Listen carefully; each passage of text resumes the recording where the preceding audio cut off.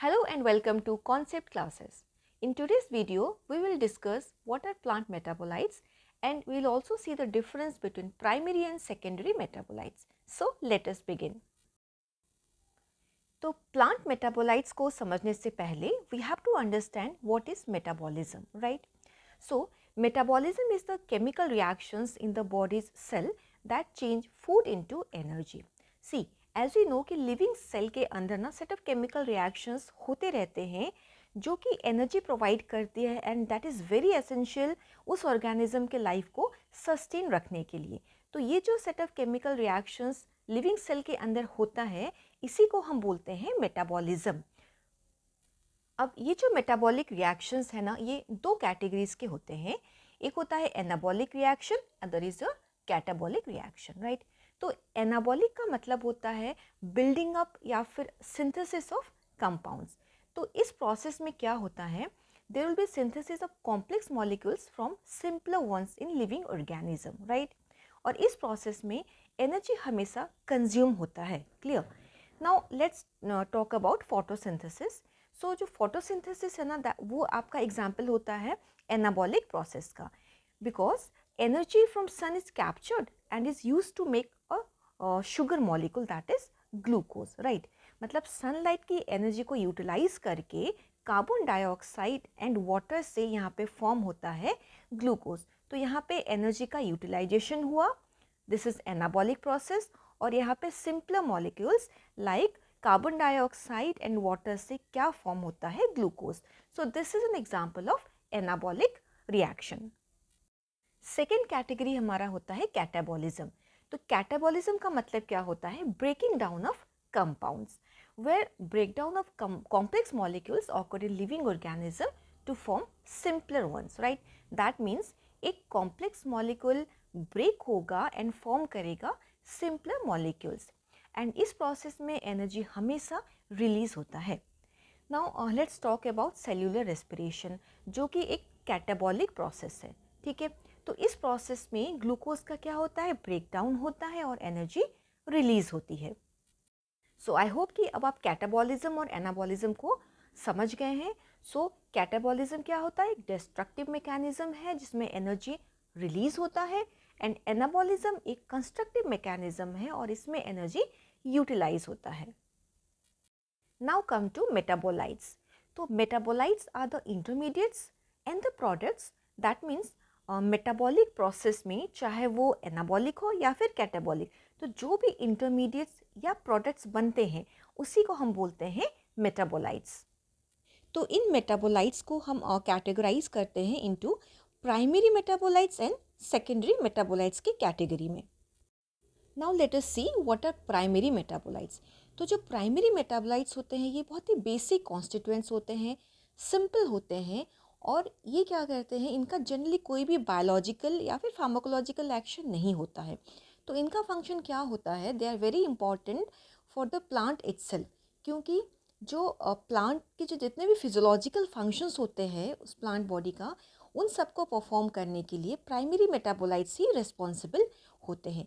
तो इनका role directly होता है प्लांट के ग्रोथ एंड डेवलपमेंट में, right.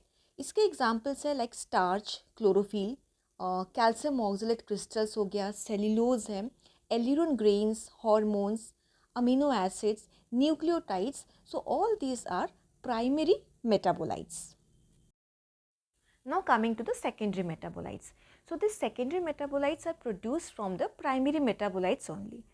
For an example, if A and B, they are undergoing primary metabolism and producing E as a product. Similarly, if C and D are also undergoing primary metabolism and they are producing a product that is F. So here E and F are primary metabolites, right? Now there is a chance that primary metabolite E can react with A and it can produce O, or this E and F, both the primary metabolites, they can react with themselves and produce P, and this process will be secondary metabolism. Now O and P will be secondary metabolites, right. Unlike primary metabolites, ये जो secondary metabolites होते हैं उनमें potent biological और pharmacological actions देखे जाते हैं। But ये जो सेकेंडरी मेटाबोलाइट्स होते हैं ये डायरेक्टली इंगेज नहीं होते हैं प्लांट्स की ग्रोथ एंड डेवलपमेंट में, जैसे कि प्राइमरी मेटाबोलाइट्स होता है।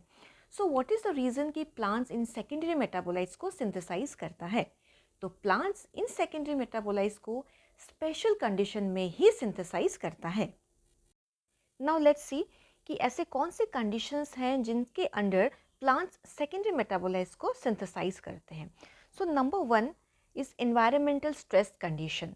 कोई भी एनवायरमेंटल स्ट्रेस जब होता है ना, तो प्लांट्स अपने आप को अडॉप्ट करने के लिए उस कंडीशन से ऐसे केमिकल्स को सिंथेसाइज करते हैं।